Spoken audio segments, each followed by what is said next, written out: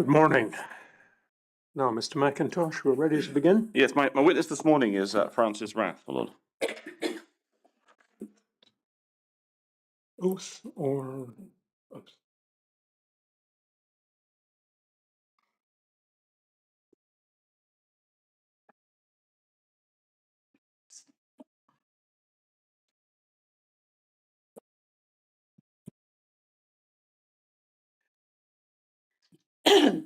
Good morning, Mr. Rath. Morning. As you know, you're about to be asked questions by Mr. McIntosh, who's sitting opposite you at the table.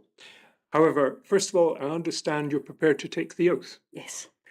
Sitting where you are, could I ask you to raise your right hand and repeat these words after me? I swear by Almighty God I swear by Almighty God that I will tell the truth, that I will tell the truth, the whole truth, the whole truth, and nothing but the truth. and nothing but the truth. Thank you very much. Now, my hearing is not what it was, but you appear to me to have a good, clear voice. But in giving your answers, could I encourage you to maybe speak a little louder than you might usually, and maybe a little bit slower? You have the microphones, they're there. It's their job to make you heard. I don't think there's going to be any problem, but if I could just, maybe just a little louder than you would normally speak. Now, I anticipate your evidence will take about the morning. We will we'll break at about 11:30 for coffee. But, and this is quite important, if at any other time, for any reason at all, you wish to take a break, just give me an indication and we'll take a break. What I would like you to feel is that you're in control of the situation. If you want to take a break, we'll take a break. Thank you, Lord. Now, Mr. McIntosh. Thank you, Lord. Before we start with the evidence of Miss Rath, it occurred to me I wish to explain something for the benefit, probably the people watching on the YouTube feed, my lord. I'm going to put to Miss Rath a number of documents that contain her signature. And I don't think it's necessary to broadcast her signature on the YouTube feed. And therefore, what I'll be doing is when I call documents out, I'll be mentioning there is a signature. And although they'll be visible to her and you and everyone at the table, they won't go on the YouTube feed until we have gone to a part of the document that doesn't contain the signature. Now, that has a disadvantage for the core participants in the room with us today, because the screens they can see are the YouTube feed. And that was set up when the inquiry started. And so I'm very conscious that they're all sitting there using quite small laptop screens. And I'll therefore take my time before getting to the meat and drink of the individual document, so they have an opportunity to get it on the screens. But it does mean that if we are discussing a signature block, signed in this case by Miss Rath, those watching on the YouTube feed won't be able to see what we're talking about. Right. Well, it doesn't occur to me that there's a real problem there, and no doubt if anyone feels there's a problem, they can raise the matter. Thank you. Mr. McIntosh. Ms. Rath, I wonder if you can give us your full name. Francis Martin Hunter Rath. Thank you. Now, did we send you a questionnaire which you then answered and ended up being in the form of your statement? Yes. Are you willing to adopt that as part of your evidence? Yes. Thank you. Now, I'm not going to go through your statement from beginning to end because we've read it and no doubt we'll reread it again before the inquiry is concluded. I'm going to pick up a number of topics as we go. Sometimes I will go back to the statement, sometimes I won't. And the place I'll start was to explore something about your role in the project. You explained that you joined the project team in April 2007. Yes. And you mentioned your previous experience in the past, but what was your previous experience when you arrived in 2007? What had you done before? I had been capital planning officer, capital planning manager for South Glasgow hospitals, which meant that I did project management for a number of projects which had been run across a Southern General, Victoria Infirmary. And professionally, what's your background? I'm a quantity surveyor. Thank you. Now, Mr. Baird, who was Divisional Director for Curry and Brown, explains in his statement that you'd worked for the NHS for many years, been involved in many projects for the NHS, and had a working knowledge of the guidelines, e.g. an awareness of whether particular guidelines were being reviewed by HFS for update, for example. Would you agree with his assessment? Yes. Yes, Now, we understand that if we look at bundle 43, volume 3, document 1, page 7. This is a structure plan for, yes, but you seem to be described, and I'm not going to jump to you unless we need to, as project manager enabling works. that's right. When I joined the project at Get this off the first, screen. when I joined the project at first, my role was to clear the site, do the preparatory work to clear the site for the new hospital. Basically, demolish a few buildings, reroute services. I see. So I was loosely associated with the new hospital team. But more the fact that they needed you to get this done so they could build it. Yes. Right. What consideration did you give at the time of that piece of work to the risk to patients from demolition, particularly construction work on in relation to airborne transmission of pollutants, fungi, that sort of thing? I'm just trying to think. The demolition work which was carried out was to a couple of small nursing homes, which were, nurses' quarters, which were not adjacent to the general hospital. So you saw it as adjacency as the real issue, right? Yes. And then your role changed. And we have your answer to that in question 15 of your statement, which is on page 528 of your statement bundle.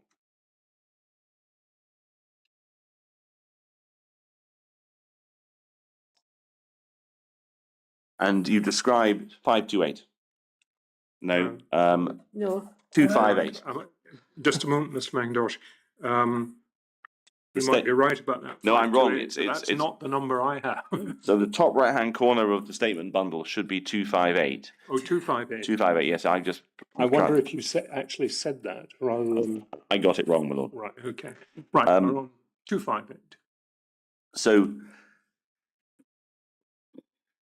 we asked you a question 15. The inquiry understands you were the technical lead from about 2007. Now, you describe your job description in that statement as ASR Program Capital Planning Manager. And you refer to Mr. Moyer as the technical lead. Yes. So you wouldn't see yourself as the technical lead at this point? No, not at all. Not at all. Was there in any way that your, as it were, relationship with technical matters changed over the life of the project?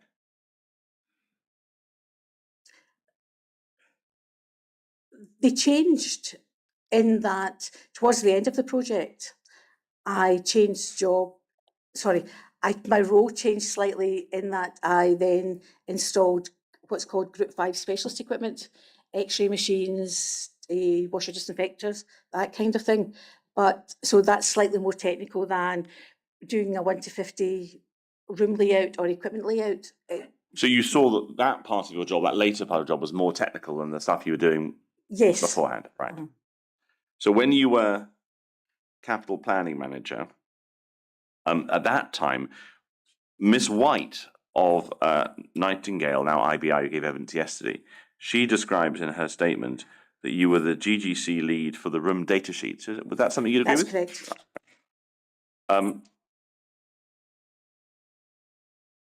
Now, yesterday, this is only my notes. There'll be a transcript in due course, so this may be approximately correct. She seems to have described you as being more technically minded, not M&E engineer, but she worked with us at the beginning to help develop room data sheets. She was initial reviewer of the right room types in the ADB briefing. Is that something you'd recognise as your role? I recognise it, but it's not the full story. What probably she meant was, as opposed to the other members of the team who were carrying out the ADB reviews, who were general management, as in Mary McLeod, who was the children's project manager, Heather Griffin, who was the adult project manager, and Fiona McCluskey, who was the senior nurse, Jackie Balmanoy, who was infection control, and Karen Conley, who was facilities. I then was what they would call the technical person. I was the one who knew about estates, about project management generally. Are you saying that in a sense you were more technical than them? Yes. Right. She then describes how after the user groups, she took the view that you had more understanding of the equipment requirement in rooms, of the technology in the rooms, not the M&E, who would use the rooms and what the specialist equipment was. Would that be something you'd recognise? Yes, that's my specialty. Yeah. And that she would, and then you led on the room data sheets, and you were the point Could I of maybe contact. just take that last point?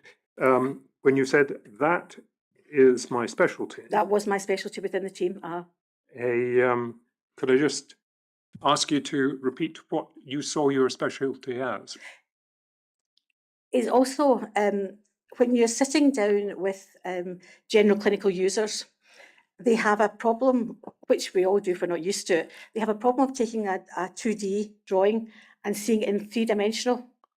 So you become the interpreter for the architect almost. And given that I had worked for Greater Glasgow Health Board for about 20 years by that time, I knew most of what all the departments kind of did. So I could say to them, what is it you do in this room? What kind of piece of a kit? And ask more, tease out more detail, if you like, for the architect to make sure they got the right size, they got the right PowerPoints, right water situation, that kind of thing. So you were able to read drawings to some degree, and felt you could enable the managers and the clinicians to, in a sense, give their best evidence of what they wanted. Yes, it meant that they had a better chance of getting a room which reflected their needs. Right. She then describes you as the public face of the room data sheets from the GGC. Yes. Right. Now, I think you've already answered this question, but I feel I should just put it to you straight. As a quantity surveyor with the career you've had, did you feel professionally equipped for the tasks you carried out in this period between 2007 and, say, 14, when you started doing the Category 5 equipment? I felt the general principle of my job, I was able to do, because it was room layouts, it was equipment, and it was ADB codes. It was nothing to do with the M&E behind it. It was a case of that light fitting is positioned in such a way that it will not be above a bed. This ventilation will not be above a bed, extract, and that kind of thing. So it's more, given that my background as a quantity general building, it's still within that remit. So let's just pick up ADB codes, because they came up yesterday, and there was some evidence from Ms. White about your role in ADB codes. And I hesitate to go to documents. I think it's probably just deal with it at the very highest level, because it only concerns one ADB code. Are we right to understand, well, what's an ADB code? How does it get used, and where does it come from? There are two different kind of levels of ADB code. There's the ADB code, which I don't really use, which is, it comes from a general standard room layout. So you will have, under the activity database, there is a standard code which says this is a single bedroom, and you take that as a template, if you like, and you adapt it to suit, and that has everything, all the environmentals on it and everything which should meet current legislation. There are ADB codes, which I used to know almost all of them, is actually equipment. So if you like, what the code was for a socket, what the code was for a bed, what the code was for a light fitting, what the code was for a sink, I could bore on those. So if you imagine a room, it has an ADB code for the room. Yes. And within that document, there will be a general description Yes. There'll be some details of the ventilation, the water, the electrics, and then there'll be a list of equipment. Yes. And it's the list of equipment that's your thing, Yes. right? And are we right to understand that the process, in a sense, goes: you initially define every room by reference to an ADB code, Yes. and then the architect draws that up, and then you discuss the drawing? Yes. There are a few iterations of it with the team until you get Yes. the one which reflects what they need. And a drawing, and what comes from the ADB code is both a drawing and a room data sheet Yes. for every room. Yes. So the individual one that I want to mention is the ADB code for the individual rooms in what eventually became Ward 4B, the bone marrow treatment ward in the adult hospital. Do you have any recollection of you having to select the ADB code? No. Because there wasn't one on the list. No. No. That's the sort of thing the architect does. The architect selects the ADB code for the room based on what the output specs, the clinical output specs which were in the document, give. I wouldn't have. It is Miss White's position that there is no ADB code for a bone marrow treatment individual room. No, you would take a standard room and you would adapt it. Yes, and her position is that you are the person within the GDC system who selected, let me get to the end of the question and then we'll get an answer, who selected the standard room as the base for that, which they would then adapt. No. The standard rooms were already part of the employer's requirement. No, I understand that. So I didn't. The ADB codes for the individual rooms were selected before I joined the team. So we'll get into Ward 4B in a moment, but since we're on it, we might as well just explore it. So Ward 4B, stop me if I get this wrong, was originally going to be an adult hematology ward for non-bone marrow. Now we have someone doing a transcript and they can't do nodding. Sorry. So please say yes or no. Yes. So the original plan is to have what is now Ward 4B was going to be adult hematology. That's right. Yes. Yeah. And then in 2013 or thereabouts, there is a change. Yes. And they proposed to turn that space into an adult bone marrow treatment ward. Yes. And we'll get into that in more detail in a moment. But just sticking with the ADB codes, it's Miss White's position that at that point, someone has to pick an ADB code for those rooms in the BMT ward that's going to be there, and that you suggest they use the standard room. I wasn't involved in adapting the ward for the bone marrow transplant. I was already busy doing the equipment lists and the moving the Group 5 equipment, setting up all that. Could you have been involved in selecting the ADB code in the original iteration of Ward 4B when it was just going to be adult hematology? No, it would have been in the employer's requirements documents as a standard room, and that would have been adapted during our meetings. Right. I'm going to come back to 4B in more detail, but I will stop that at the moment. Otherwise, we're going to get back to the documents. It's probably easier to do it with them. Right. Now, what I want to do is think about your role. Who reported to you? No one. And who did you report to? Peter Moyer. Right. Now, before you started this job, do you have any previous familiarity with Mr. Moyer, Ms. Griffin, or Ms. McLeod as project managers? I didn't know Mr. Moyer. I knew Miss McLeod because I had worked for a time on the Victoria Acute ACH, which was built a few years before. I did a similar job on that, as in pulling together the schedule of accommodation and the standard 1-50s. And was there any difference between the type of work that project managers were doing in this procurement from previous procurements by the nature of the procurement mechanism chosen? I'm sorry, I don't. I suppose the question is, had you previously worked on a hospital procured through design and build? No. No.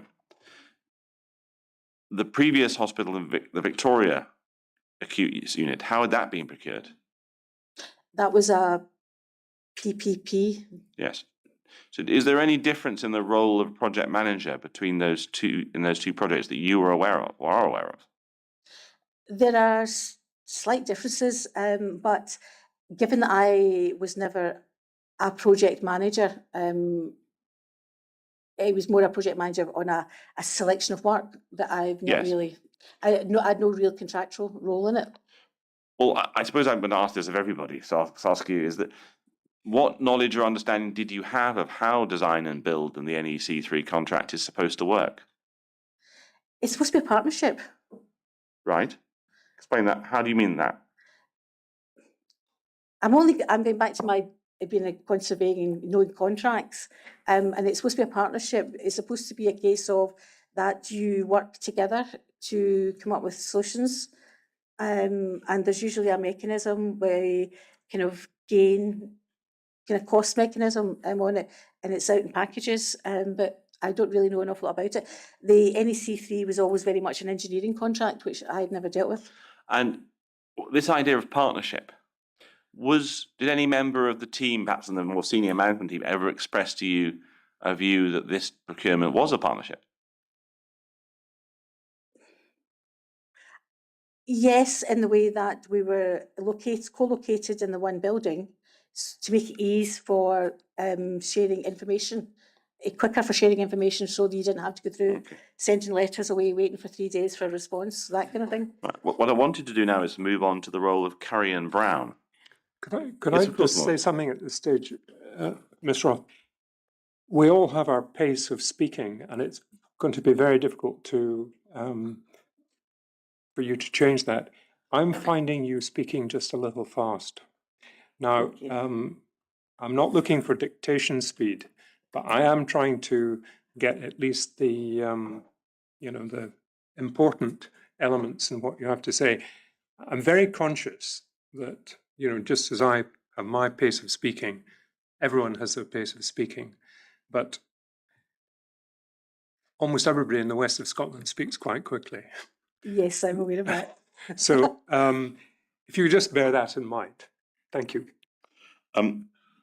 So when did you first come across Curry and Brown in this project? The early doors, I've known Curry and Brown for many years, working on other projects, and I was aware of them not so much when I started at first involved with them, but I knew they were on the project because I was doing the clearing the site. What role did they have at stage one, that is before the contract was actually signed? They were technical advisors. They led a team of technical advisors with M&E, structural, and they basically were associate project managers. Who were their technical advisors, if you can remember? I mean, I can prompt you, but I'd like to hear what you remember. I'm sorry. I can't remember. Could a company called Buchan been their healthcare advisor? Buchan is the hospital planner. Could their architects have been HLM? Yes. Harry Smith. And who were their M&E engineers? I can't remember because the one I'm going to say isn't the one that was there. Well, could it have been Wallace Whittle as a company? Wallace Whittle, that's, yes. And if we jump ahead in the story to the signing of the contract at the end of 2009, did the role of Curry and Brown and their team change after that date? I'm not really sure. From my point of view, we didn't have, as a team, doing the 1 to 50s and doing all the user groups, we didn't really have an awful lot of dealings with the technical advisors as such. David Hall was primarily, from Curry and Brown, was primarily our link to the technical team. I mean, I will eventually take you to a room data sheet. And you'll know that in a room data sheet, there are 3 rows or 4 rows about ventilation. Yes. And you know that's a big issue in this inquiry. And ultimately, you signed off quite a lot of room data sheets. Yes, but as I said in my statement, I did not check those. No, I will get to that. So, but I want to just stick with basic question at this stage. Did you ever have any involvement before contract signing with anyone from Wallace Whittle? Like emails, exchanges, seeing them in the threads, you've seen documents they wrote. Yes, I would have had a contact with them. Right. What about after contract signing? Any involvement with Wallace Whittle? No, not really. And after authorization to proceed, so we're now into stage 3, any involvement with Wallace Whittle? No, not that I can recall. Similarly, would the same be true for Buchan and HLM? Yes. So it's been put to us that Curran Brown have set out their position, this part of it, that they stood down their technical team in the early months of 2010, and there were no healthcare consultants, architects, or M&E engineers working with them for the health board after contract close. Is that something you were aware of? No. I would have said that it's very possible there's no healthcare planner, because healthcare planners tend to leave at that stage. And there probably no architect, because there is an architectural team, Miss White's company, but no. So who was providing technical advice on M&E matters to the project after contract close? As I said, my link was David Hall. Was David Hall, right? Uh-huh. So we have to ask David Hall that question. Yes. Right. Can I take you to bundle 40? Documents 109, document 119. Page 354. 54. So this appears to be the first minute of a technical design group. And it has there are 11 of them in this bundle. And you see that in the apologies, you are listed as an apology, the bottom of the first page. I just make sure I can go to the right pages here. I think I made the mistake of not opening this bundle on my own computer. I'll just do that. Do you remember going to any of these meetings of the technical design group? Yes. So, for example, if you go to page 358,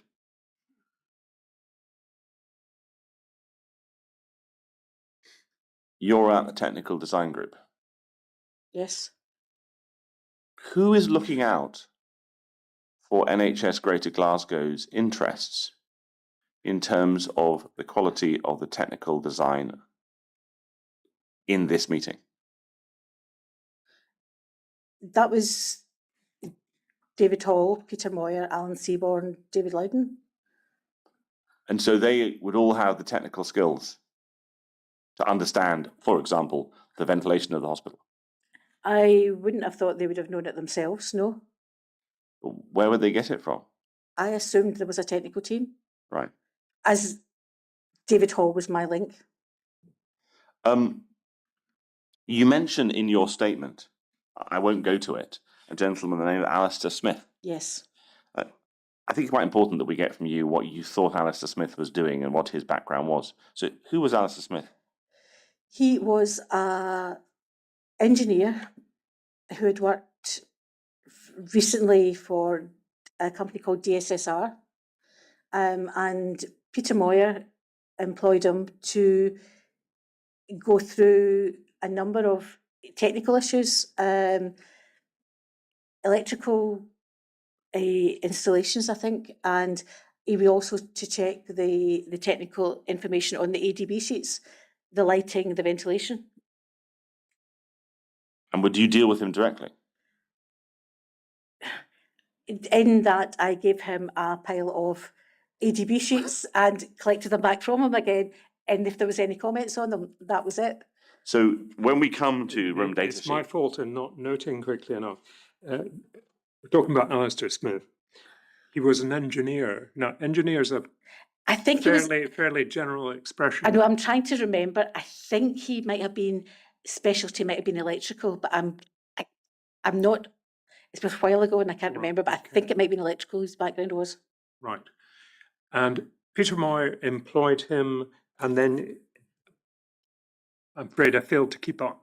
Peter Moyer employed him and I was to use him for checking the sections of the ADB sheets which had the environmentals on them. Right. So check the sections of the ADB sheet. Which has the environmentals, which is Sorry, ventilation, which had the, environmentals. all right. So I'm just going to focus that down. I want to jump ahead of myself and show you a room data sheet for what I understand to be a standard room in the Ward 2A. It's actually in the Teenage Cancer Trust area, and it's bundle 47, volume 3, and document 8, and it should be on page 393. So I think we can go to the previous page, please. Just jump one page. 392. Yeah. So help me out. What is this? This is how you set up the room. So if you like, Is this I the would first check- page of the room data sheet for this This room? is the first page of the room data sheets, and it gives you a brief description of what the room is. It gives you the size of the room, and it gives you details of what activities would take place in that room. And some of them will be quite generic. I mean, Yes, getting undressed and displaying cards and pictures. but there might be a specialist treatment room which Has a is lot a more. one-off. Yes, of course. And then we go to the second page. So 393. Now, what I really want to do is we'll talk about what this page covers. This is the environmental page. Yes. Now, what parts of this page are you saying that you would show to Mr. Smith? That whole page. The whole page. And who told you to do that? Peter Moyer? Would you have been able to check this page yourself? Oh, no.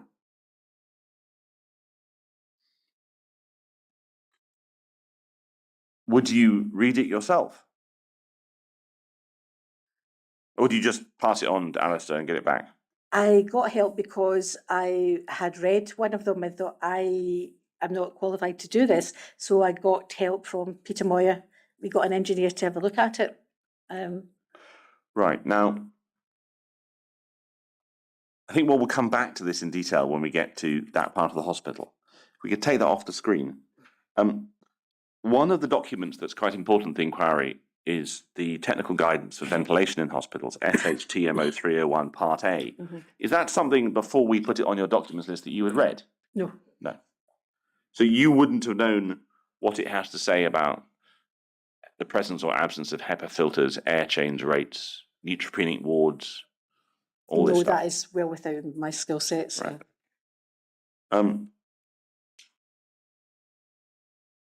Let's turn to the sign-off process. And I know it's more complicated than I've just said. We had Miss White in detail about it.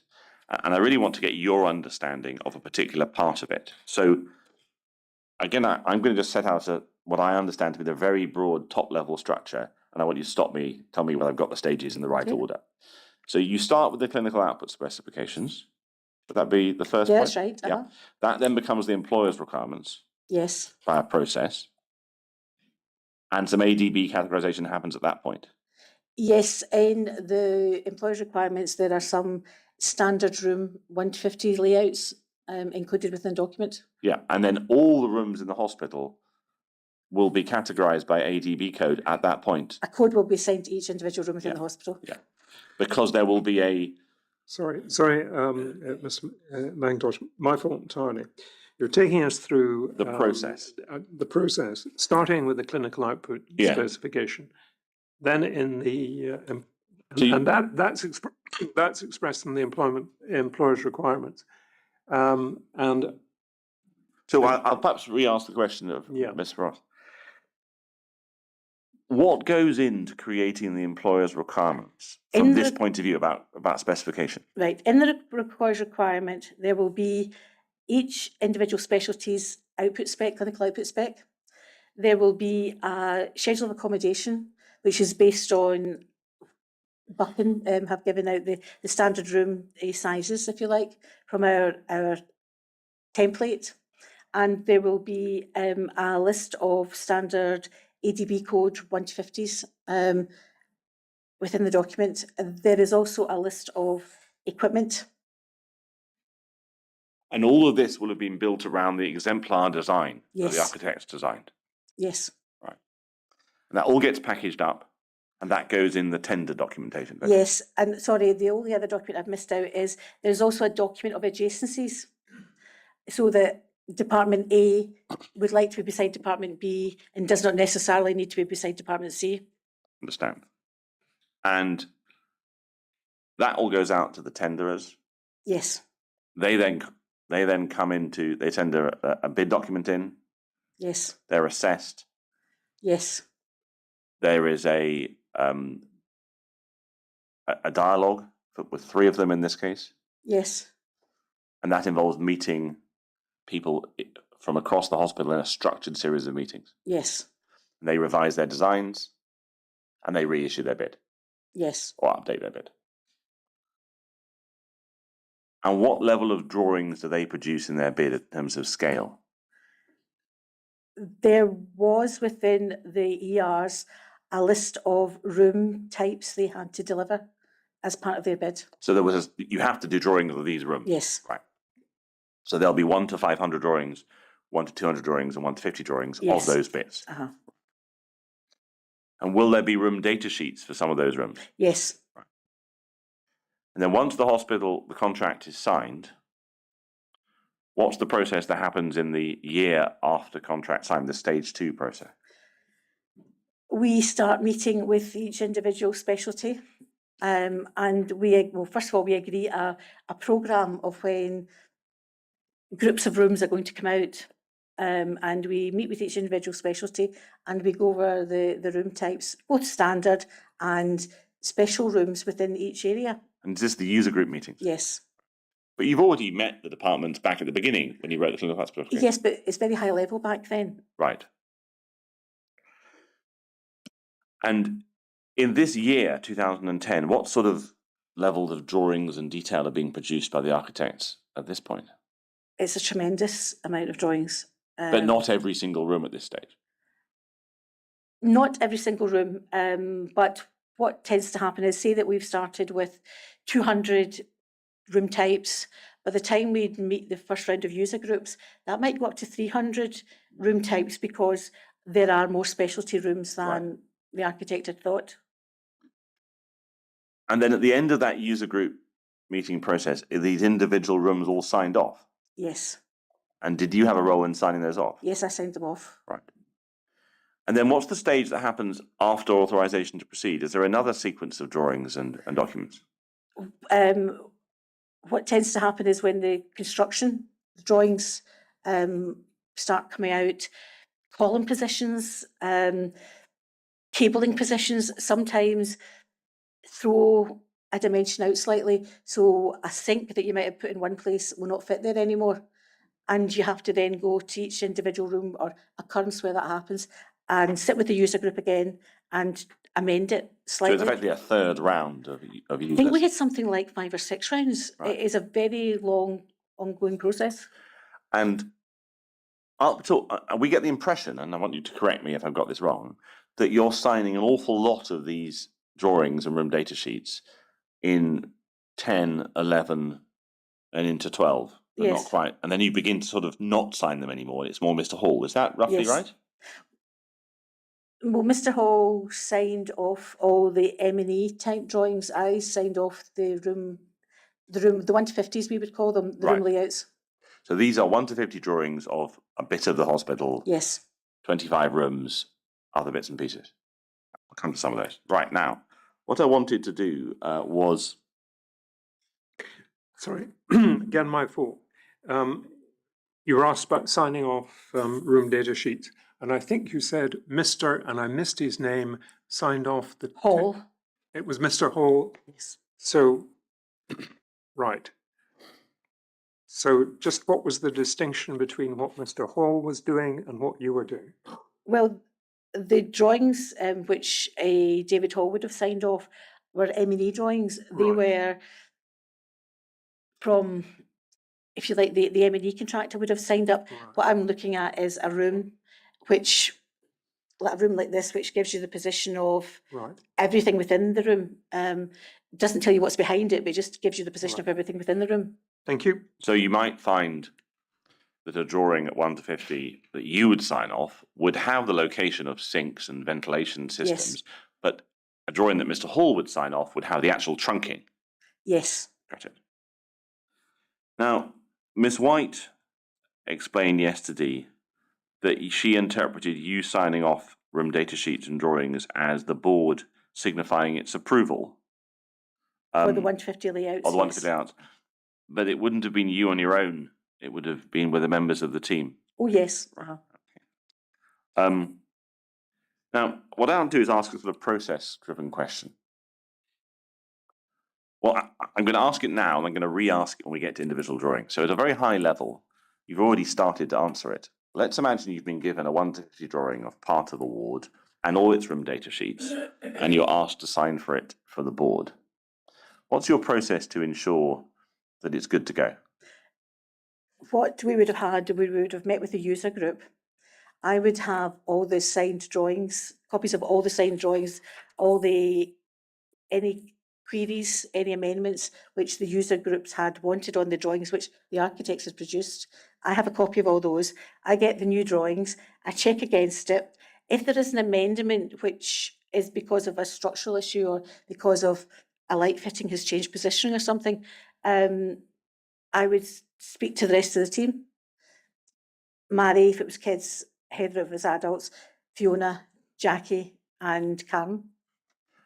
It was very much a team thing. I coordinated it. And so, to take an example, if at the one user group a sink had been moved and there's a drawing, it's written on the drawing, move that sink. When the new drawing comes back, you check the sink has moved. Yes. Now,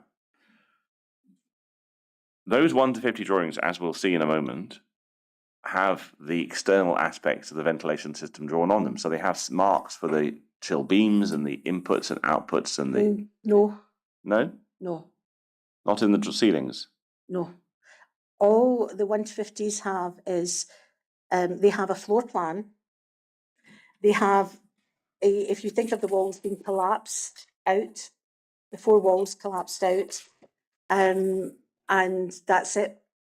So you're not involved in drawings which show the whole ward as a piece? No. Okay. Right. That's a service drawing. I'll come back to that issue in a moment. In 18C in your statement, which is on page 261 of the statement bundle,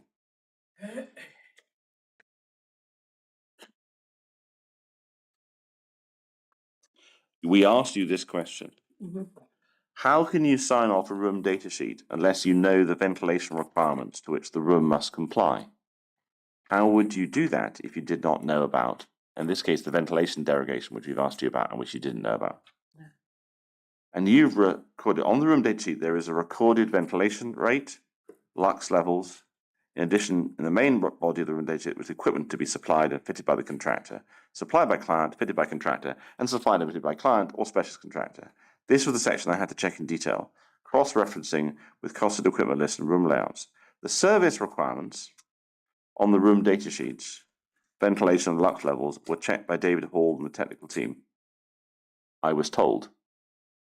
And also provided with the contract ERs, I'm assuming that's employers' requirements sections, which had tables detailing the different requirements for each room type.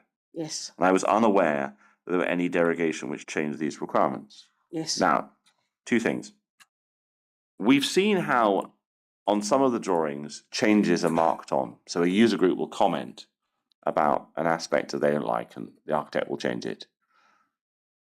Where's the signed and annotated documents that show that Mr. Hall and the technical team have approved the environmental page on the room data sheet? The environmental, additionally, environmental sheets on the room data sheets, environmental page on the room data sheets was from the ERs detailed. I didn't check them. No, I appreciate you didn't check them. David Hall and the technical team would have checked those before final sign-off. But the point I'm trying to get across is that there aren't signatures from No. David Hall and the technical team saying, we check this, it's fine, Francis, you can sign. I was just told that that was what it was. Were you told separately for every single document? No, I was just told that that was there was no problems with them. I wasn't told there was any problem with them at all. You've given a complicated answer, and I need to break it down. Did Mr. Hall, and I'll ask you about other people in a moment, tell you for each individual room data sheet that the environmental table was correct? No, No. not for each individual room. How did he tell you that the environmental data on all of them was correct? Both he and Peter Moyer told me at the start, when I was going through the room data sheets, that I was only looking at the room data sheets from a point of view of the equipment which was going into the rooms, not from the environmentals, because they were checked elsewhere. Right. What I'm taking from that answer is that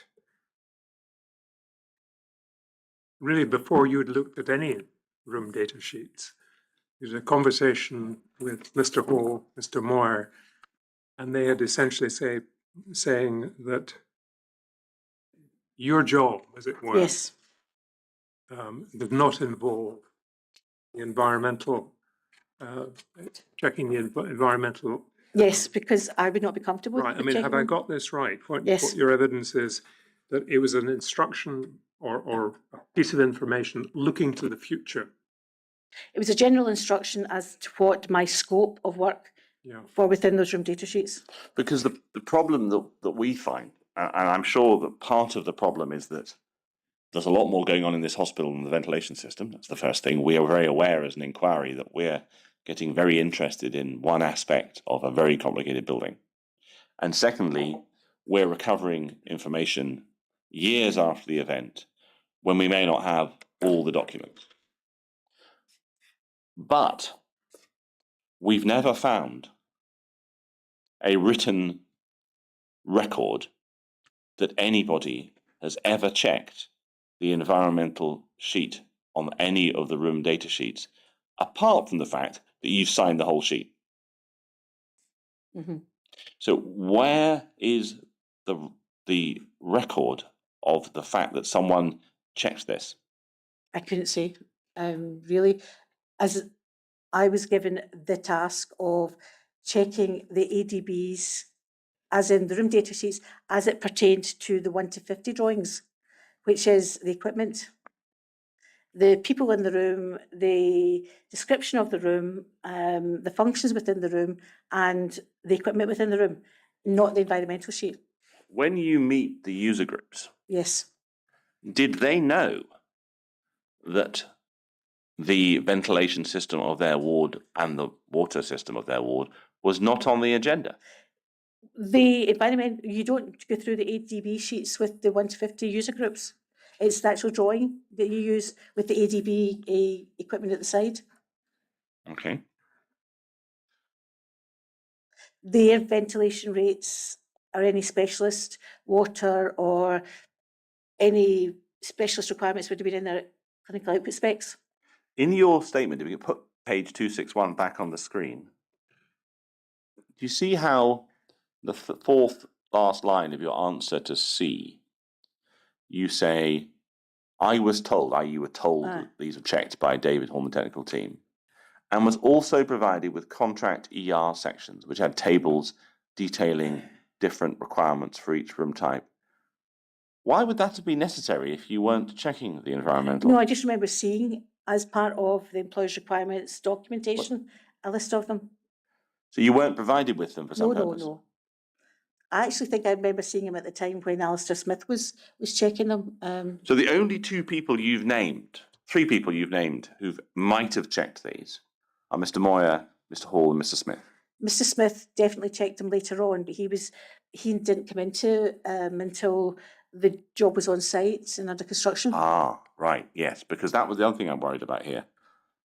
There is a theme that we've noticed, and we're not sure it's right yet, but you may be able to help us. If we go back to that bundle we were looking at with the room data sheet, which is at page 393 of bundle 43.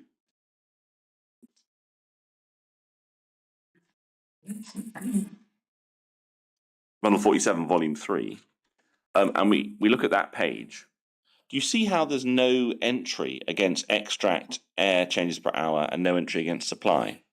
Yes, I see that. Now, that seems to be a theme throughout, not just all the versions of the room data sheets and the ADB sheets, all the way back to the beginning. Right. So by the time Mr. Smith's involved, these have been through a series of iterations already, haven't they? Yes, as in they've been through a series of iterations with regard to the equipment detailed on them. I don't know about if Right. the Okay. environmentals have been through any iterations. So what I want to do now is to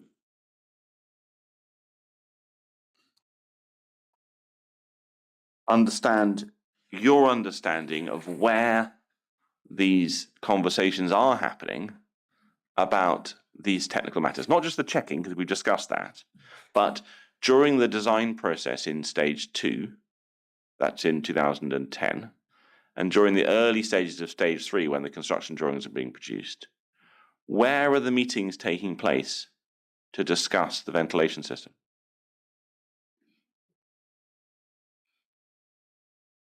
I'm not sure. I knew that I was aware of there being meetings with regarding ventilation systems. I know that Dr. Craig Williamson had been there at various meetings. I hadn't been myself.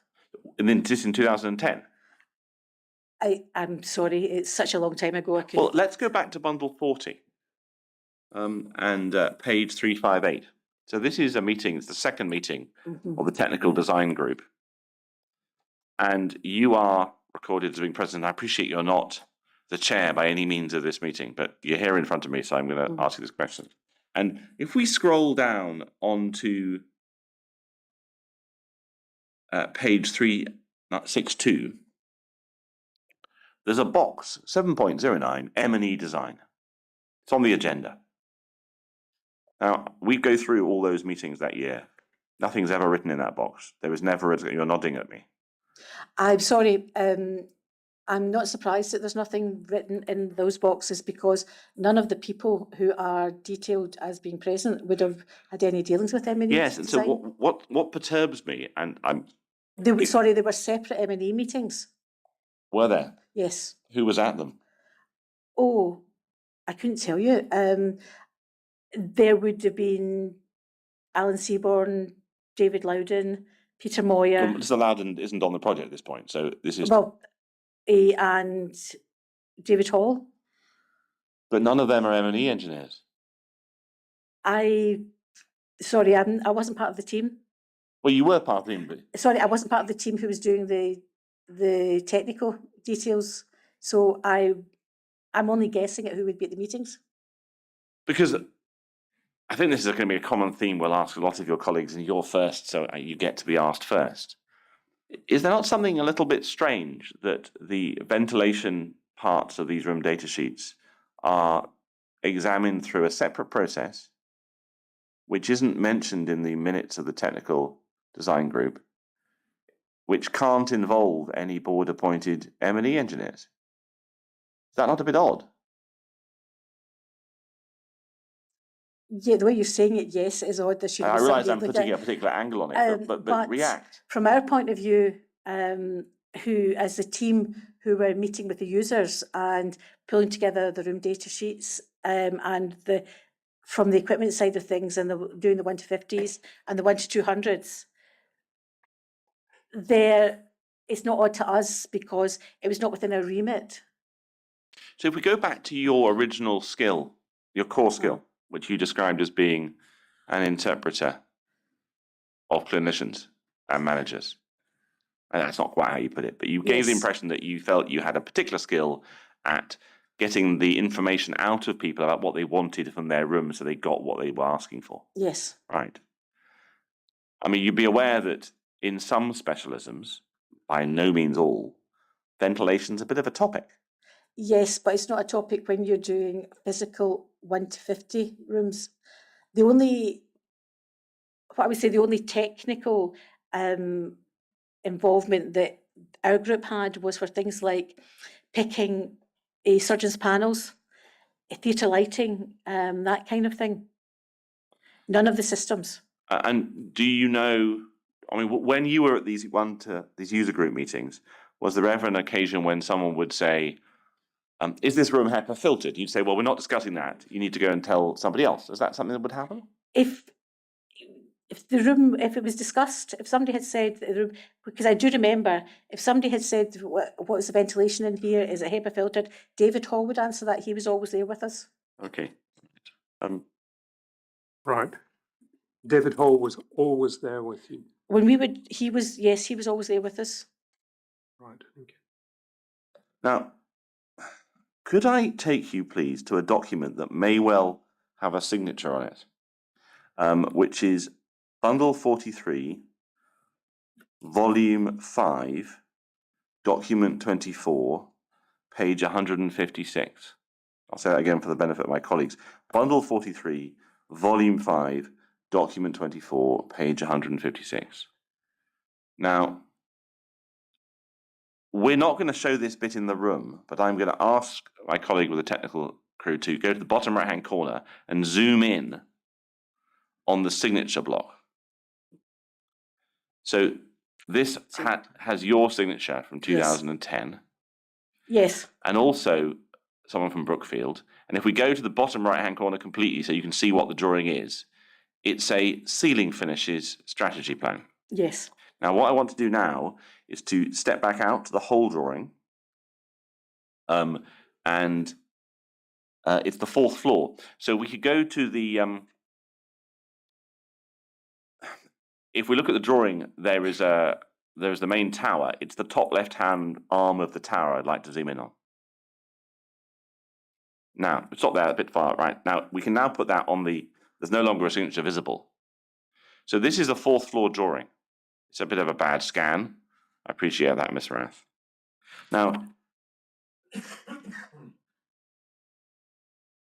Miss White said in her statement that the 1 to 200 ceiling strategy plans confirming the proposed ceiling types were presented in the Appendix K technical review workshops for the GDC project team, including their technical advisors Curry and Brown, and was returned as approved. And this was approved as status B. Now, the one she's talking about is in fact a Ward 2A plan, which I haven't got in the bundle. But this is the fourth floor, and the one we're looking at is it's a fourth floor. But on the Ward 2A proposed ceiling types finish, this was approved by Francis Rath and Peter Meyer for the project team on around 18th of October 2010. Now, just at a very general level, if it's a ceiling strategy plan like this, albeit this isn't the right one, yes, what role would you have in saying that's the right ceiling, that's the wrong ceiling? there was a list of ceiling types that we had put out in the employer's requirements, which say certain ceilings have to be solid, theatre ceilings. Certain ceilings were ceiling tiles, certain ceilings had to be plaster. And that's what the grid at the side is, the key. And we, as a team, we all checked the drawings to make sure that it was reflective of what the ceiling types that was on that list. Okay, so this particular arm eventually becomes Ward 4B, the adult VMT unit. But at this point, that's not in contemplation. No. This is going to be an adult hematology ward. Yes. And would you ever have read the clinical output specification for that ward? I probably read it. Can we just look at it? Which I'll just make sure I've got it to hand.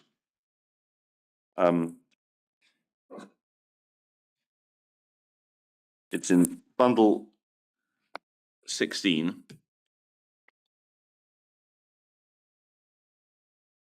And it is document 15, page 1595. And this appears to be the clinical output specification for the adult hospital. Have you seen this before? I can't say. Well, I'm going to point to one bit which either you'll remember or you won't. And if you don't remember it, I'm not going to be able to go much further. So if we jump forward to the bottom, sorry.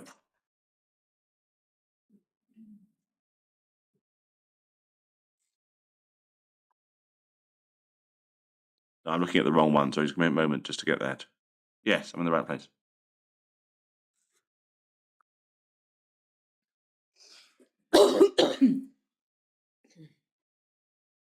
Yes, if you jump to page 1597, the section called ventilation. Now, I'm going to read a bit and ask you if this is something that you remember from the time, and if you don't, it will be different. So, as described, for the hemato-oncology ward, there should be no opening windows, no chill beams, space sealed and ventilated, positive pressure to the rest of the hospital, and all high-pressure filtered air, greater than 90%, probably best HEPA with adequate number of positive pressure sealed HEPA-filtered side rooms for neutropenic patients, as in the Beeson West of Scotland Cancer Centre. If we go back to the drawing we were just looking at, staying where we were, would you and the team be looking at the clinical output specification and checking it against this drawing, or were you No. checking against something else? We'd be checking the clinical output specs are a base document. So from the base document, the ERs had a ceiling type plan, if you like, which detailed which individual areas would have different types of ceilings. And that's what we checked it against. So if you stop me when I say something that you didn't know, I'll ask you a series of questions. When you read that description, would you know that in order to be positive pressure to the rest of the hospital, you probably need a lobby at the entrance to the ward? Would you know that? No, Would you know that you need to have sealed ceilings in all the rooms? no, Would you know that you need to have pressure gauges on the outside of the doors, rooms? in each individual room? Yeah. Yes. Right. So, from the point of view of the board as a whole, as the client in this process, who is checking that this is done right, that this ward has been ultimately, it's been drawn correctly at this stage in terms of its ventilation output that is required? That would have been Peter Moyer and David Hall as part of the services groups. Take it off the screen.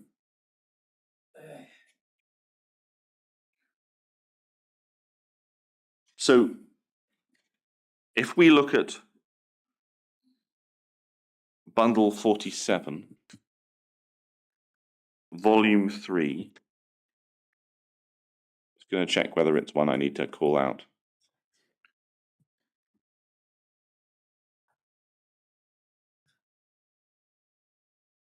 This again has signatures on it. This is page 4 of bundle 47, volume 3. And if we look in the bottom right-hand corner, it's a 2011 drawing. Mm-hmm. And it's called a second floor plan Schehallien ward, day case unit, aesthetic offices and hospital at night, ceiling finishes, strategy plan. In fact, it may be the document that Miss White was talking about. And if we go up on this right-hand side, again, without putting on the YouTube feed, we have a signature block and you've signed it. Mm-hmm. And then somebody else has signed it below. Do you recognize that other signature? No, not at all. No. And so if we move a little bit to the left so we can get the signature off the screen, and now we can put it on the YouTube feed. This shows the Schehallien unit, doesn't it? Yes. What role or capacity did you have to spot that there's no entry lobby in this ward? There's no double doors at the start of the ward, the top left hand of the racetrack, just below the purple staircase in the middle. I wasn't aware there had to be one. Who would have been aware? That would have been part of the clinical output specs on it. It is part of the clinical output spec. So who would check that they were being properly complied with? It wasn't something that I was involved in. You signed for it. I signed for the ceiling layouts. But you signed the drawing. For the ceiling layout to check it against what was on our list. In the Schiehallion unit, the only area which I had any real involvement in a detailed design area is the specialist radiation shield room, because that's a one-off. That was a really and that's at the bottom of the screen at the moment. That's a really specialist area which Professor Bradnam, we basically had to sit down and design it from scratch. Yes, because it has a solid wall around it and internal walls. Yeah. But so your understanding of the process for this drawing, we check the ceilings and don't check anything else. That's all we're doing, just checking the ceiling type. But could it be that by adopting that process, errors creep in and aren't spotted? Because in this case, we had evidence yesterday, and we're not quite sure of the order of events, that there is an early sketch by the architects, which has a lobby in that position at the entrance to the ward. And then this drawing doesn't have one. And so if you're not noticing, you, the team, that there are errors at this stage in 2011, surely that reduces the chance of them being spotted before the hospital's built. I take your point, but the clinical users were involved in this plan as well. But you just told me they wouldn't get involved with ventilation. No, I'm not saying with ventilation, but you said about there was a plan which had a second door, a lobby door. Well, there was a sketch plan that we're not sure they saw that. So if it was done at a user group meeting, they would have seen that and said whether they needed it or not. Ventilation's not really. No, I understand, Ms. Rath, and it will feel for the next hour and a half that I keep asking you the same question, and I'm only really asking you because your signature's on the documents, and I do understand your position. But do you have any view about whether the system being adopted for you to sign off things was sufficiently robust? In a smaller project, you would probably have more oversight of more sections within it. But in such a big project, you just accepted that this was the body of work that you were given. From your perspective, and maybe you don't know the answer, was there anybody taking an overarching view of the technical aspects of the ventilation system from GGC's point of view? That was supposed to be Peter Moyle. He was supposed to be overseeing the whole project that way. We were given a section of it, which was basically the 1 to 50s, 1 to 200s, 1 to 50s, and I then moved on to doing specialist Group 5 equipment. Can I go back to the room data sheet we were looking at before? And I think I know the answer to the questions, but I feel I should ask them. This is Bundle 47, Volume 3, Document 8 at page 393, and it doesn't have a signature. It's a room data sheet. No.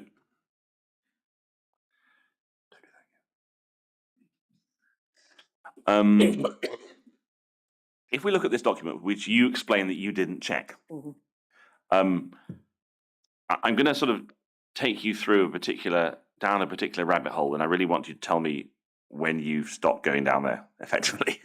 Do you see under mechanical ventilation roads, it says supply air rate at 40 litres a second? Yes. When was the first time you ever heard that the supply air rate of 40 litres a second in this hospital was unusual? I wasn't aware. I wouldn't have looked at that. It wouldn't have been something which would have been on my radar.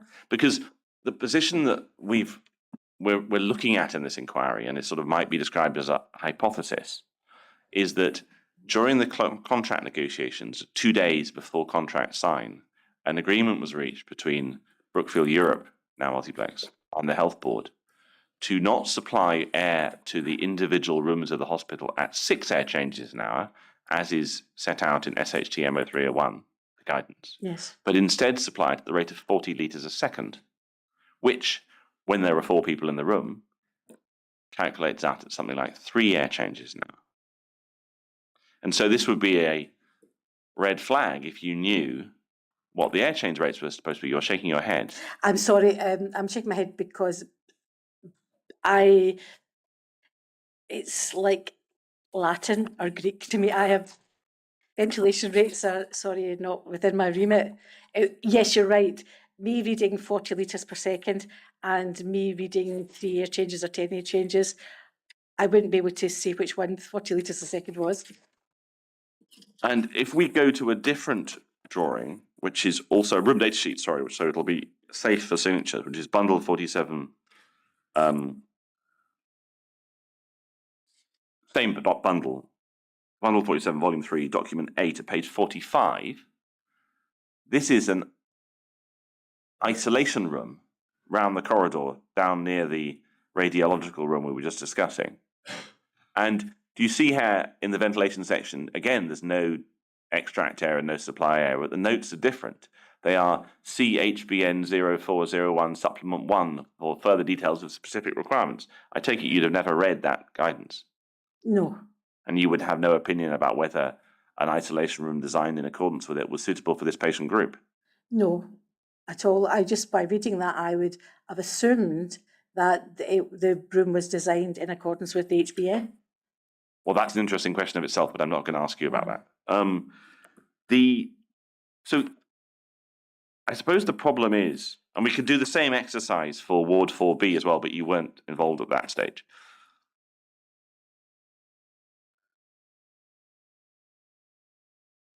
If I understand, is your position effectively this? My primary job was either interpreting the needs of clinicians in terms of what they wanted in the room, or checking that what ended up on the other parts of the room data sheet, apart from this page, was what the employer's requirements and the clinicians wanted. Both. I mean, both of those things. Both. Yeah, but at different times. Yes. Right.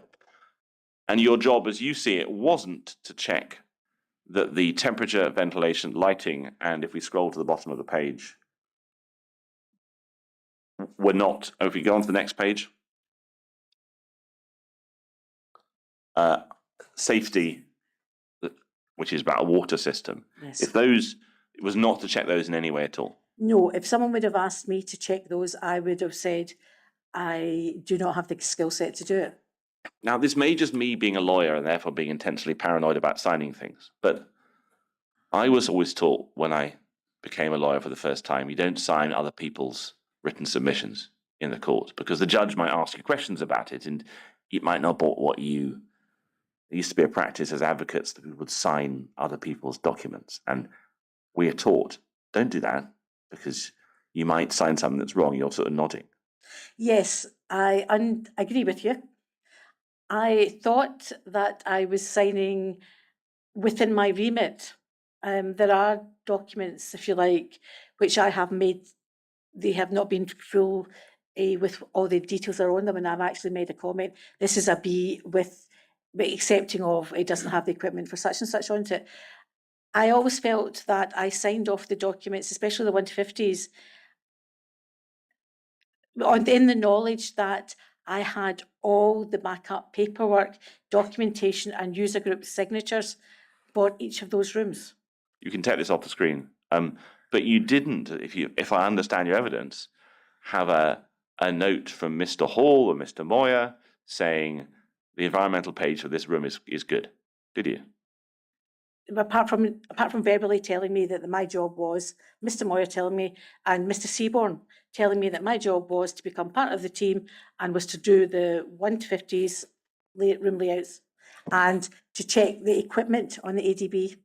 Right. So let's flip this around before we Yes. have a coffee break. And I do appreciate this is quite an odd question.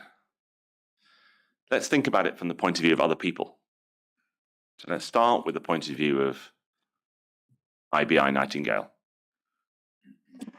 There you get a signed signature. You're nodding. And you've said that that would be them thinking you signed for the board.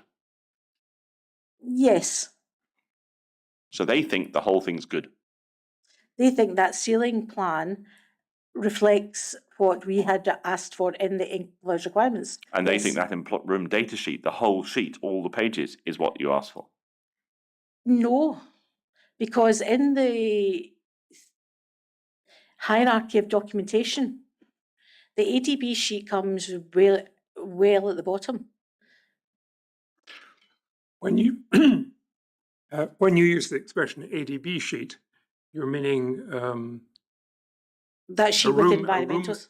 in other words, a completed room data Yes, sheet. uh-huh. You know, Because it happens to say ADB in the top right-hand corner, but is it actually a room data sheet in the ADB format? Let's go and look back at one. We'll go back to Yes. page 45. Yes, it is. Yeah. So in the hierarchy of documents, what document higher up the hierarchy would contain the specification of the ventilation for this room we're looking at, page 45 of bundle 47, volume 3? The environmentals would be taken care of in the clinical output specs and the sections of the employer's requirements which had specialist or just general mechanical and electrical and plumbing sections. Yes, but sorry, I'm not sure if I quite followed that. so you explain there's a hierarchy of the Yes, and documents. they are higher up. Yeah, and this document is lower down. Yes. So above it, you've got the clinical output specification, Yes. the employer's requirements. Yes. What else? That would be the engineering design. Would the contract itself and its M&E logs have some priority in this process? Yes. I'm saying yes, theoretically. I don't know what the actual definition of, if, for example, you had as you're saying, if you had a contract which had an amendment to it and had been signed up by all parties, yes, that would be higher up the. Because the- and I recognise this is still for to be determined by the inquiry, but we put out a provisional position paper number 13 last year, which sets out what I'm about to say to you, and I want to know whether this is news to you. So the understanding that we developed in that document is that the employer's requirements, which include a requirement to comply with SHTMO 301, amongst others, were varied in an M&E log that was signed up before the contract was signed to this new 40 litres per second ventilation standard. Would you have known about any of this? No, But then this wasn't your area. it wasn't my area, but I would have expected to have heard of it. What I'm going to suggest we do, my lord, is this might be a good place to have a morning break, because I'll just restructure some of my questions when I've had an opportunity to reflect.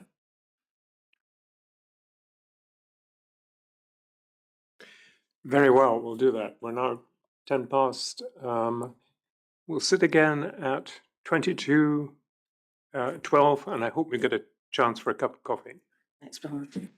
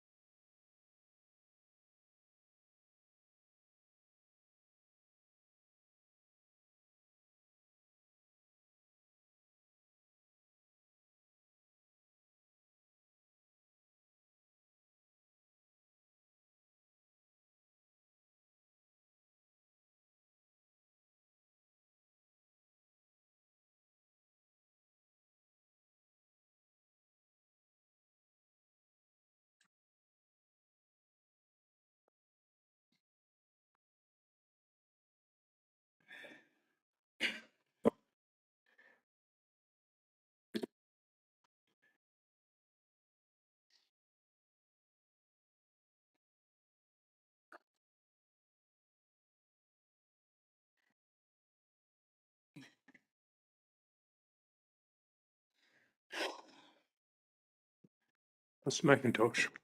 Thank you, my lord. Now, Ms. Rath, I want to just pick up a few remaining issues around Ward 4B.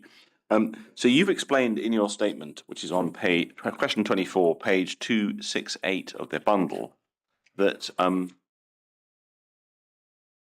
around by 2013, you were almost completely involved in equipment matters, specialist Group 5 installations, and confirming 1 to 50 layouts which user groups had signed off were delivered on site. So you weren't involved in the decision at that stage to convert 4B into an adult BMT ward? No, sorry.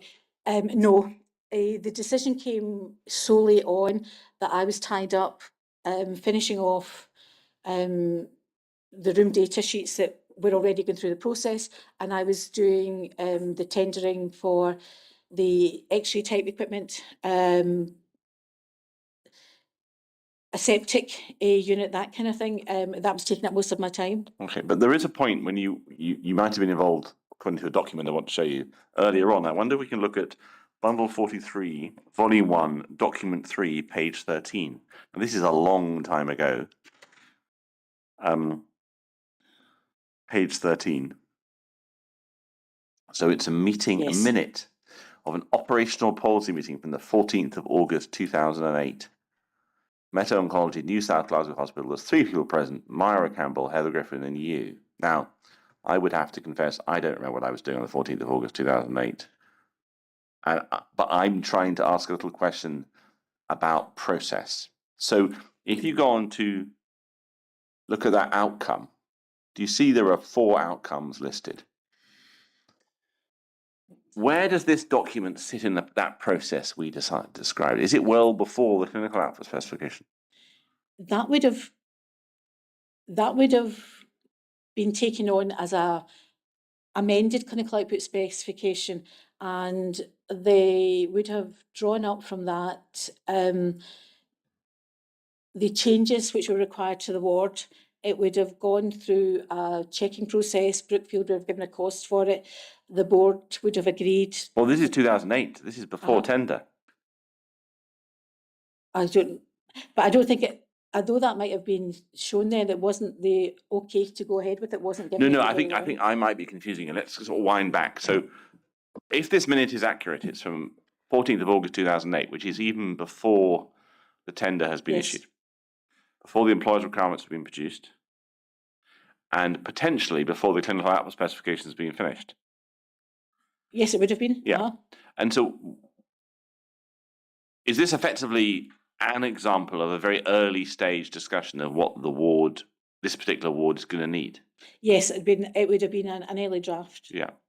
Now, if we look at those 4 bullet points, one of them, well, 2 of them involve elements of ventilation. Yes. So that's the pentameridian treatment room and the positive pressure in a significant number of the rooms.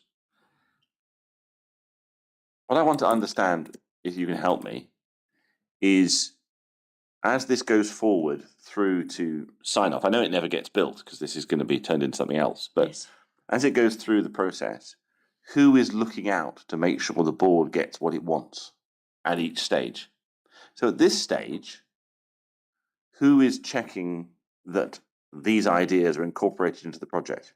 Heather would have taken that to the project board, and it would have been Alan Seaborn then would have discussed it with the health board's directors. Yes. As to whether this was to go forward or not. And then once it's in the employer's requirements, who checks that it gets built? It's on it's on the schedule of accommodation, it's on the ERs, and the users, all the user groups are actually checking that this is getting built. But if you, I'm assuming, and you probably can't remember this meeting, I appreciate it. Sorry, I'm giving it it's August 2008. It looks like I have gone along to have an early meeting with Heather just to be introduced. Well, indeed. But could it well be that effectively what's happening here is that Miss Campbell is telling Miss Griffin what she wants? Yes. And effectively Miss Campbell will have got that from her clinicians to some degree. Yes. but the clinical output spec would have required the clinicians to sign off the document as well. Yes. And so what I'm wondering is there any criticism that can be made of the process of the user group meetings along these lines, that it's probably not actually a good idea not to deal with ventilation and other technical matters at the user group meetings, because these seem to be inherent parts of this room, this ward? Yes, I would say. Because If you would have to increase your team to include a specialist on it. I appreciate taken out. But yes, because if your understanding how the user group meetings operated is how they were supposed to operate, yes. that is without a technical involvement, that's done separately, is there not a risk that what happens is that the user group, the users, never really notice something might have gone awry in ventilation? No, because there were specialist ventilation meetings. I wasn't involved in them, but there were specialist ventilation meetings with, I think it was Dr. Craig Williams at that time, and earlier Dr. Penelope Redding, which the ventilation requirements were discussed. I only know from that because I was involved in a specialist meeting with renal for how you set out the renal panels, with the clinical physics specialists that do that. But- So there was ventilation meetings. So I suppose the problem that I need to put you on that is that if you know you can have a specialist meeting, and there's another one we know about, which is the dialysis room, when do you aware of dialysis room where Professor Hood and Professor Jones are involved in a dialysis room of No. ventilation? You've not heard that, but you know you can request or cause to happen a specialist, you the team, meeting with specialists. Yes. How do you ensure that the project team know there's a problem that needs to be considered by specialists? From whose point of view? So let's imagine I know you're only one part of it, but Right. think of the project team as a whole. A proposal comes back from the contractor. It's required to be reviewed and signed off. How does the project team know that that aspect requires a specialist input if they don't have a specialist in their team?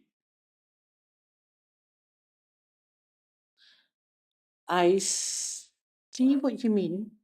However, the specialist areas which I am aware of, as in specialist ventilation with the clinicians and the microbiologists, and the same with renal, the ones that I'm aware of for them, those were from the very beginning of when the employees' requirements were written up, they had an involvement in it. From other specialties, there were meetings. Each hospital had a medical, a chief medical, if you like, link. A doctor? Yes, who was supposed to deal with colleagues. They had meetings on Right. that, which again I would not be party to, but there was a senior medical who dealt with one for the children and one for the adults all the way through. Can you help us about whether either of those two ventilation aspects I took you to, the 40 litres or the HBN04 isolation rooms, were ever raised with Professor Williams at the time? Can you help me about that? I wouldn't know. Right. What I'd like to do now is just move on to the topic of commissioning. Mhm. We came across a commissioning structure for the hospital team, which was actually sent by Miss MacLeod seemingly to the Edinburgh hospital team on the 23rd of October 2013. It's in bundle 43, volume 6, document 49, at page 1001. So that's bundle 43, volume 6, page 1001.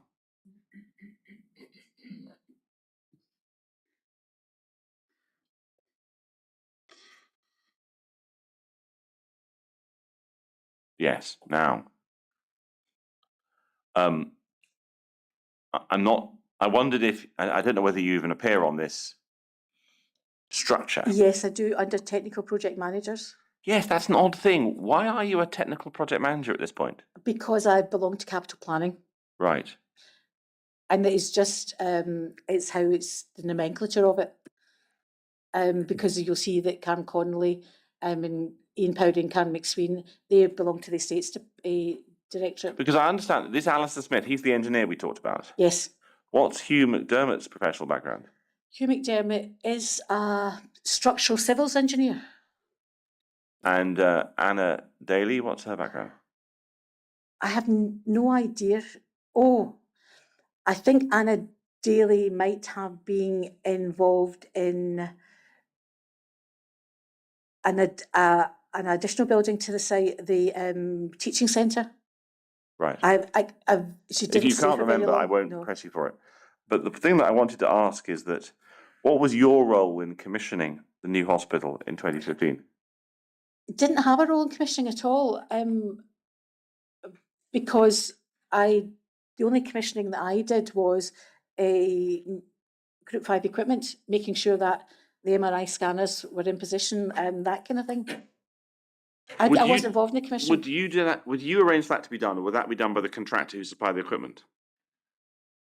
That would be done by the clinical physics team, actually. So the hospital would effectively validate that the kit had been put in right and was working. Yes, it's at different steps of the process on specialist kit like that. Once the lead lining is up in the room, the hospital clinical physics team bring in a radioactive source, and they go elsewhere and they check that it is within requirements. And then when they put the cage in, they check that. So they check the room effectively. Yes, they check all the step way through it. This occurred to me, which was a bit odd, but it might be true. They check that a room that's going to have an X-ray machine in it is sufficiently clad with lead or lining, whatever yes. to isolate that X-ray source from the rest of the hospital. Who checks that an isolation room is correctly set up so that it isolates either the patient inside from the rest of the hospital or an infectious patient inside from the rest of the hospital? Infection control. They would check the room was correct. I would have said infection control, yes. Right, when you say I would have said. I wasn't involved in it. But from your awareness of the project in that last few years, who was checking, if you know, the isolation rooms were correctly set up? That would have been through an infection control team. Jackie Balmonroy was our link to the infection control team. Yes, but I appreciate she was only there for 2 years, wasn't she?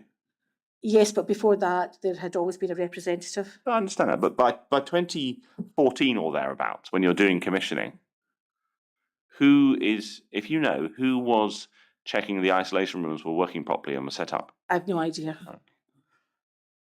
Do you know what the difference is between validation of a ventilation system and commissioning a ventilation system is? No, not really. What do you know about that? And I would understand that checking would be that you check that it has reached the certain levels. But validation would be that someone has to come in from external specialist company and recheck that it meets requirements. Okay. But it's not something that I've ever been involved in. I'll move on then. Now, just picking up some smaller items. In her statement, Ms. McCluskey says that you signed off the PPVL rooms. That's those isolation rooms that mention HBN 04 so that contractors can start work. That was, no, I signed off the 1 to 50. Yes, that's to start work. Yes, but that's the process you've already discussed where you get somebody else checks the other page. No, 1 to 50 is the 1 to 50 layout, as in what the physical things are going to be in the room. I didn't do the services background to that, as in the electrical cabling to it, the ventilation to it. That was just the 1 to 50. So who would have checked those?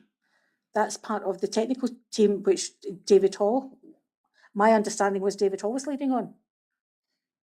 Because we keep coming back to this problem, and I think before moving on, I went, who were the technical team? I have no idea.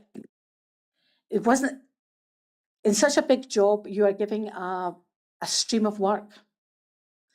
And I must say that there were so many iterations of room data sheets and 1 to 50 layouts and 1 to 200 layouts that you really are having to keep up with your own work. Okay. Well, let's look at something which you might be able to give us some context for the benefit of somebody else.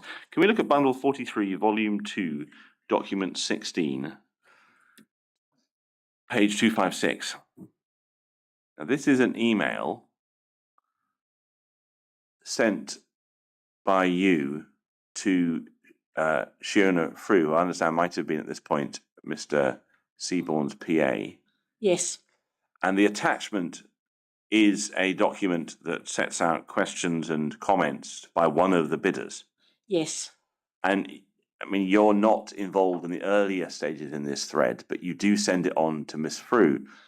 It looks like Miss Frew has asked me in passing, did I have a copy of this since I've sent it on to her? What involvement did you have in this feedback process? Well, looking at it at the date, this was when we were meeting with the bidders, and I was sat in on some of those meetings because the bidders may have had questions about the existing services to the site, as in where the existing water mains were placed, where the high voltage cable ran, that kind of thing. And I had cleared the site to. Because the attachment is for some reason, I didn't quite understand why, it's a different bundle. Volume 43, volume 1, document 13, page 41. That's 43, volume 1, document 13, page 41. Oh. 41, please.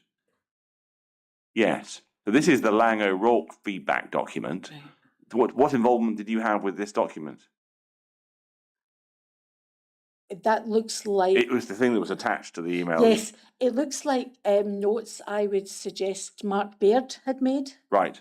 And the main incoming utilities, I have probably shown them on a drawing where the main incoming utilities. So you might have were. had some involvement in this process as well. Yes. Right. Okay. Well, we'll show this to other people. Can I ask you to look at a question you were answering in June 2013? So that's bundle 14, volume 1, page 32. And this appears to be an email from Paolo Iannides to Tom Walsh and Sandra McNamee, copying Craig Williams and Jackie Stewart. At that point, Jackie Stewart, I think, was a nurse consultant within infection control rather than in the infection control team. But do you see how? Yes, but that just looks to me like Jackie or Pamela have asked me, could I manage to get hold of some of these figures for them? Yes, but what I understand is, where do you get them from? I would go to David Hall and Peter Moyer and ask them for it. Literally that? Yes. This wouldn't be because you knew? No. So you wouldn't know where the HEPA filters were in the BMT vents in Schiehallion? No. Okay. Let's move on to another email exchange from January 2015. So that's bundle 27, volume 8, document 4, page 44. So this, I mean, you're copied into an email, and this is unusual because what seems to be happening here is you see the emails from Tom Walsh, but actually, dear David, using Tom's computer, it's actually Craig Williams. Yes. Right. Now, suddenly there is a discussion about the appropriateness of designing the isolation rooms in the way they have been designed. Were you aware of this Given it was suddenly happening in early 15? No, given it was only copied to me and I was too busy with my job on the Group 5 equipment, I wouldn't have even bothered with it because it was only just copied to me. I don't know why, actually. You weren't involved in this process? No, I don't know why it was copied to me, actually. Let's move on to Horn Taps. The suggestion in Miss White's statement that let's look at bundle 43, volume 5, document 31, page 168.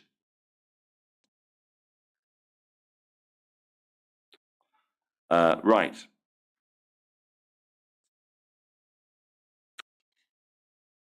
No, let's not look at that. if we take that away, because that's the wrong document, there's a note from Miss White's statement, just from my colleagues. It's question 60C of her statement. She suggests that you might have approved data sheets for Horn Taps in August 2012. You're No. involved in Horn Taps? No, there was as a team that was approved, but it was mainly Fiona McCluskey, who was the nurse, Jackie Balmonroy, the infection control, Peter Moyer, and I don't know if there's some other people in. I actually think a lot of the time that because Emma saw me as a link, she just assumed, but no, I wasn't really involved in it. Who was providing technical advice to the people deciding whether to fit Horn Optitherm taps to the hospital? I have no concrete idea. I do know that Health Facilities Scotland were actually part of the discussion as well. I do remember that. Could that have been in 2014? I have no idea. It was late on in it, but I have no idea when. Okay. I mean, there There was a major discussion about taps. So could it be that there were two moments when the taps arose? One is in 2012, when Miss McCluskey and Miss Balmonroy might have gone off to see other hospitals and had a meeting with Horn. Is that something that rings a bell? Yes, that Yeah. could have been. And then in 2014, there was a meeting with HFS, HPS, and Horn and a Dr. Walker about the taps. Is that something also you might have heard of? It could have been. I was only on the periphery of it, as in you're in the same office, so you hear it. That was Right, it. but you weren't involved in any of those No. meetings.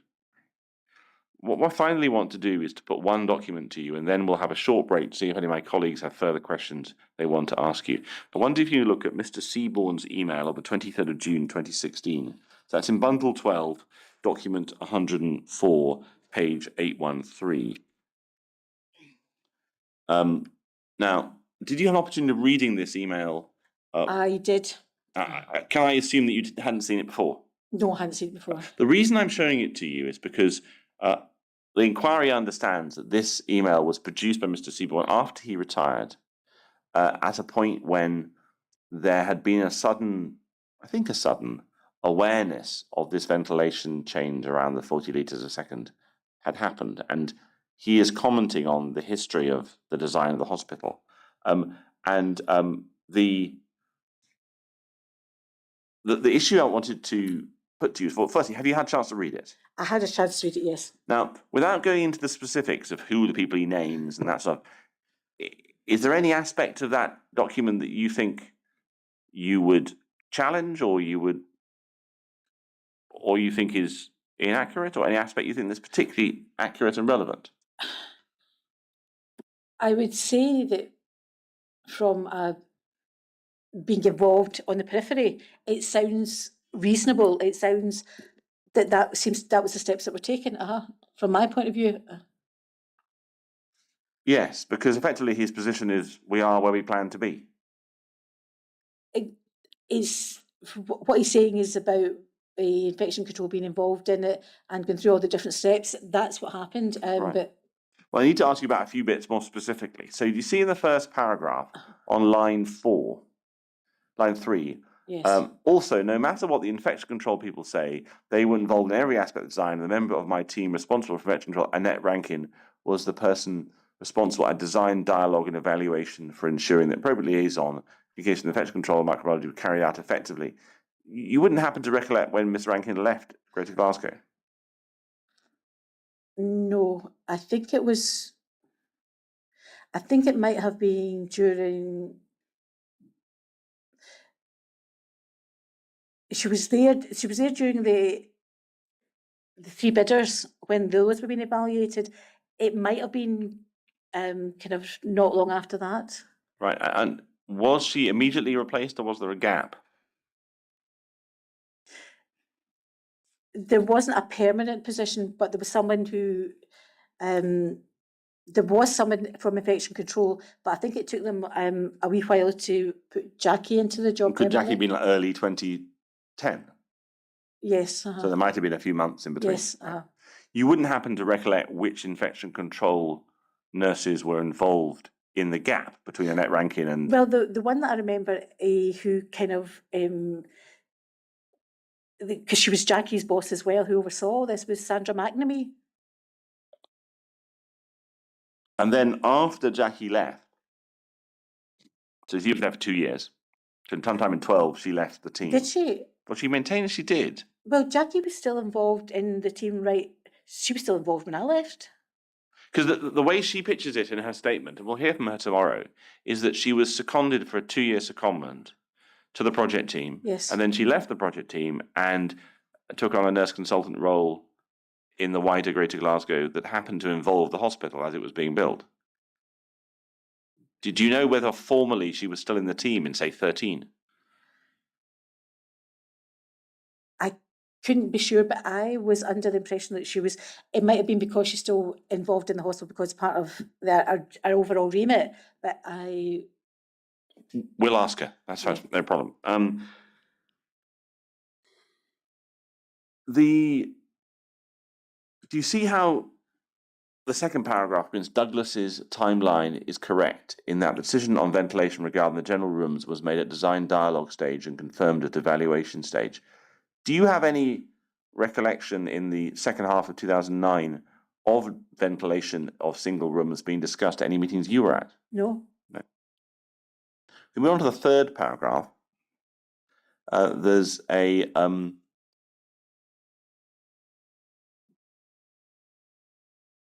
there is a reference to that in the first sentence. There was no reason for the decision on ventilation to be made without the input or approval of those responsible for infection control facilities.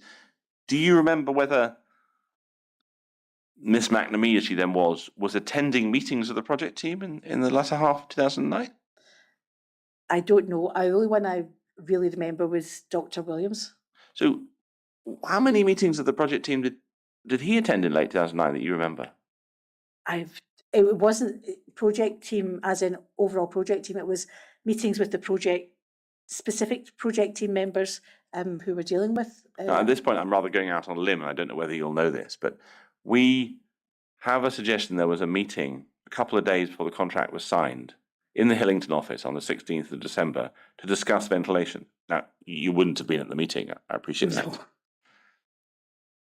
But do you have any recollection of Professor Williams being involved in meetings in December or November 2009, but in the weeks before contract close? No, not at all. I have very vague memories of that time. So could we really need to try and work out when you're saying Professor Williams was involved? Was it then, or maybe in 10 or 11? When did? From my understanding is that there was him, there was Dr. Penelope Redding from the Victoria, and there was someone whom I can't remember the name from the kids who were in and out of it. But it wasn't really something that I was involved in. Right, okay. Now, in the fourth paragraph, there's a discussion. I think I know what your answer's going to be, but I feel I should just do this.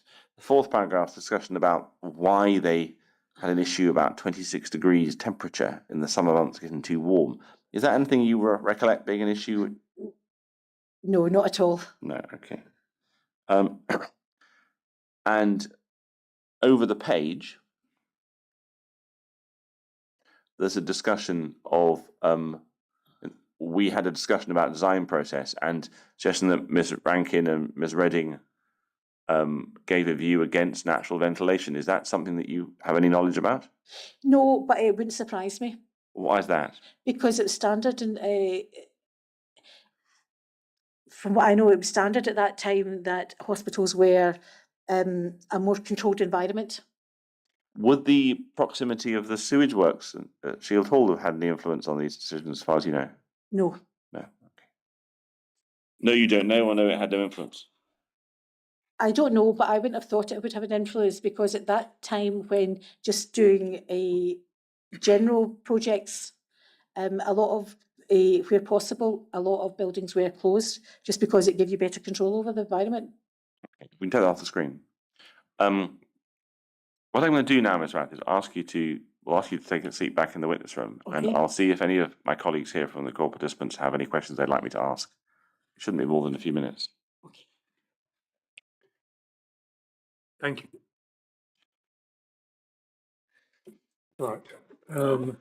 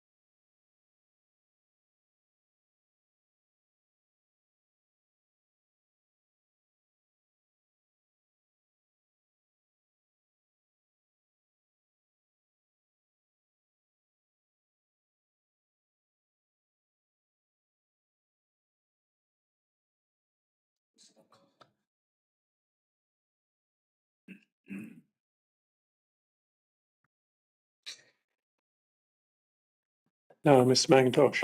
None of the core participants, council and legal team have any further questions for me, so I have no more questions. If you could ask the witness back in.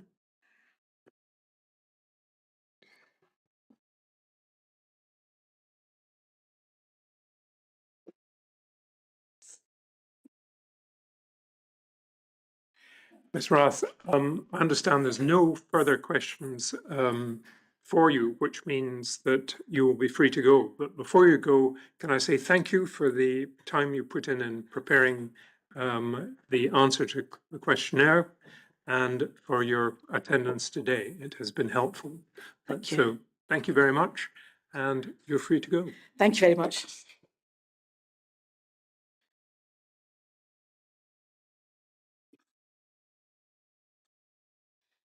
Now, my understanding, Mr. McIntosh, is that the next witness is Ms. McLeod, but she's scheduled for 2 o'clock. She's set up at 2 o'clock, my lord, yes. Right. Well, we'll sit again at 2.